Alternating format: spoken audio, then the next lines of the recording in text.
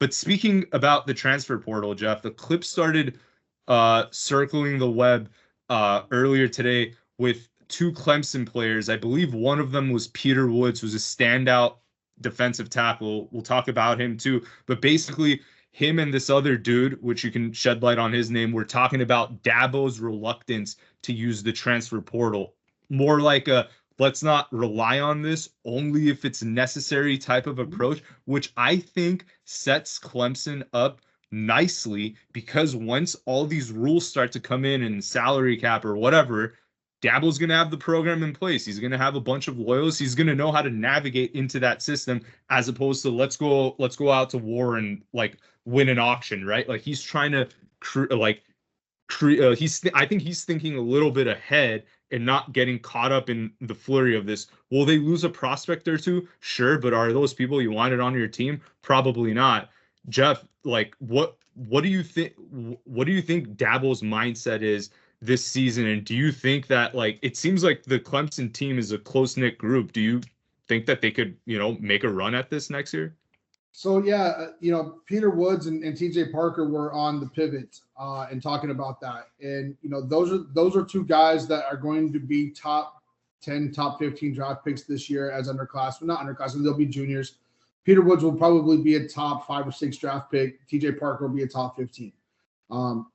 Both of those guys came to Clemson from Alabama. They turned down Auburn. They turned down Alabama repeatedly. And by repeatedly, I mean those guys have been SEC teams from LSU, Auburn, Alabama, Georgia. They've all made a run at both of those guys during their time at Clemson. But they alluded to it on the pivot. They talked about how this was family, and they talked about how Dabo poured into them as young men, not as football players. And that's a message that Dabo has had from day one. If you know Dabo, and I'm lucky enough I don't have a relationship with him, but I do know him, and we have had conversations in elevators and things like that. And I'll tell you, here's what I'll explain about Dabo. During our various travels, we've gone to bowl games, we've gone to away games, we stay at the team hotel, we do some really cool shit. 5 years apart, he recognized my son in an elevator and remembered his name. He sees millions of people, and he remembered who. And my son was young, so it's not like his looks didn't change. He remembered him. And that's who he is as a person, and that matters to some kids. There are a lot of kids who want to be successful and want to be developed. They don't want to jump from team to team, from program to program. I'll give Kirby Smart credit. He said this 2 weeks ago, 3 weeks ago now, and I even said it on our last podcast, our last episode. We'll do a study in 10 years, and the kids who went to a different program every year will be far less successful than those that stayed and grinded it out at 1 or 2, right? Because they weren't afraid of the competition. TJ Parker, Peter Woods epitomize that, and I think Clemson epitomizes that. Dabo has said, and I even said this last week on our episode, Dabo cares about you as the person, not you as the player. And people make him out to be all sorts of things. Oh, he's just a racist white guy from the South. He only wants black kids because they play football. These are things that are said about him, right? He doesn't give a shit about color. He doesn't care about your economic status. He cares about you as people, and he cares about who you will be at 30, 35, and 40, what kind of father you're going to be, what kind of business owner you're going to be, what kind of person you're going to be in your community. He doesn't give a shit about the NFL. He cares about guys, and that is very apparent, which is why he doesn't. When you look at guys who are jumping into the portal, they're jumping into the portal because they're not playing, right? Like they can't beat up the guy ahead of them. That's why they're not leaving. We have yet to have a guy leave for more money. We have yet to have a guy get into a bidding war and leave because of that. All of those guys I promise you, all of those guys, Peter Woods, TJ Parker included, are highly underpaid versus what they could get from other programs. But they stay because of what Clemson pours into them, and that it's a lifelong commitment. And that is something that Dabo has been about. And he gets, fans get pissed off, right? And, and it's not our fan base that gets pissed off. Our fan base gets pissed off because he hires fucking morons as coaches, right? Like that's why our fan base gets pissed, is because you go out there and you hire a guy or you promote a guy like he did the defensive coordinator a few years ago, and then we go to shit. Peter Wood said, we've got the talent to win a national title, and they absolutely do. But when he's hiring guys like former players that don't have any coaching experience, that didn't go cut their teeth at places, that's why our fan base gets pissed, because they're cutting their teeth at Clemson, and that's not a program where you cut your teeth, right? And so, but now you look, he was able to grab Tom Allen from Penn State. And I'll tell you, the difference on defense already, night and day. There was he went back and he was looking at an old program. He said he was reviewing old practice tape from last spring, and Clemson didn't tackle.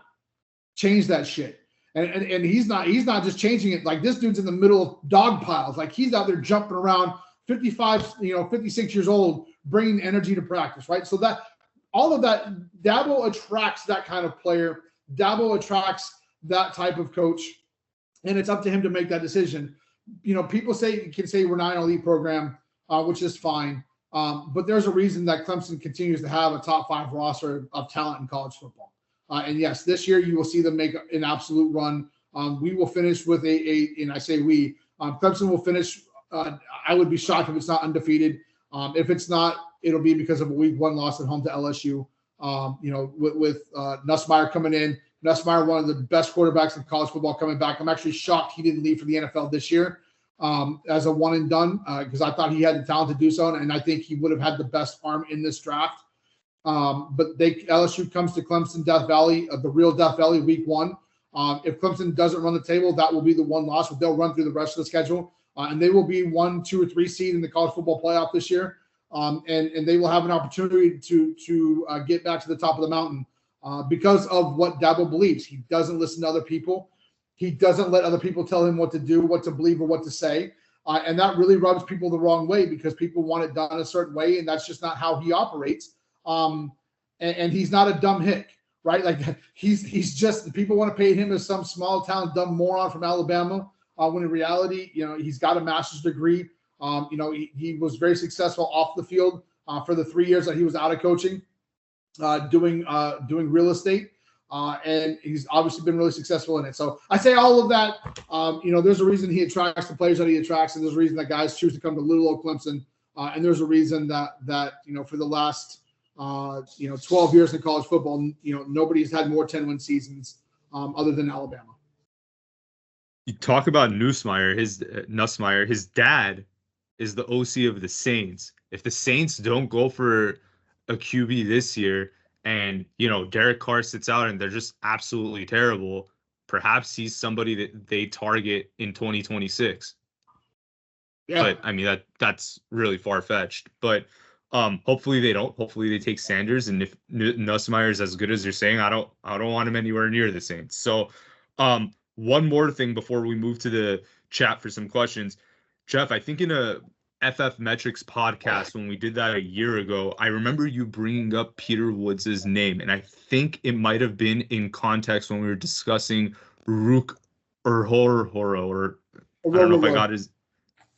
Was this the guy? Was this the Aurora? Yep. Aurora. Yep. Was that the guy that took Rook's job? Wow. As a freshman. As a true freshman.